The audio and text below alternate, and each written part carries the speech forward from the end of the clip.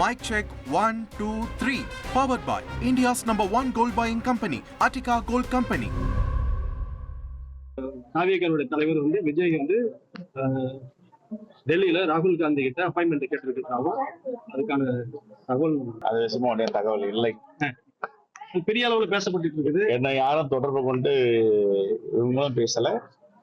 யார் அப்பாயின்மெண்ட் கேட்டாங்களோ எங்க புது டெல்லியில இருந்து எந்த தலைவரும் இது வரைக்கும் இல்ல. அது எந்த அளவுக்கு உண்மைன்னு தெரியல. நீங்க சொல்லிதான் நான் கேள்விப்படுறேன். அதிமுகவுடைய பொதுச் செயலாளர் எடப்பாடி பழனிசாமி தொடர்ந்து காங்கிரஸையும்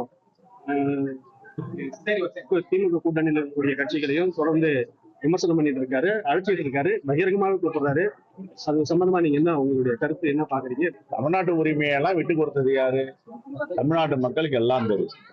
இன்னைக்கு மின்சார வாரியத்துல எலக்ட்ரிசிட்டி பில் அதிகமா ஹைக் பண்ணிருக்கான காரணம் உதயமின் திட்டம். மின்சார வாரியம் தமிழ்நாடு கண்ட்ரோல்லயே கிடையாது. உதயமின் திட்டத்துல எடப்பாடி பழனிசாமியோட ஆட்சியில கையெழுத்து விட்டதால் எல்லா உரிமையும் ஒன்றிய அரசு வந்துச்சு. இப்ப நீட்டு இவ்வளவு குழந்தைகள் இன்னைக்கு தற்கொலை பண்ணிக்கிறாங்க, மாணவ மாணவிகள்லாம். இதற்கு காரணம் யாரு?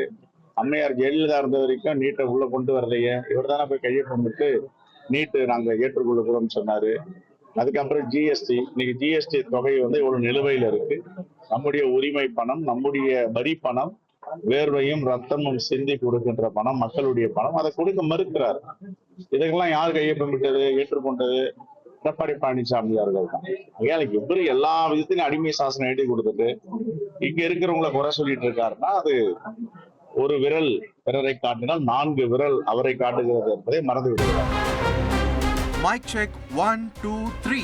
Powered by India's #1 gold buying company, Attica Gold Company. Trend friend ஆக்கிக்கோங்க. தந்தி டிவியின் subscribers and followers குடும்பத்துல நீங்களும் இணையுங்க.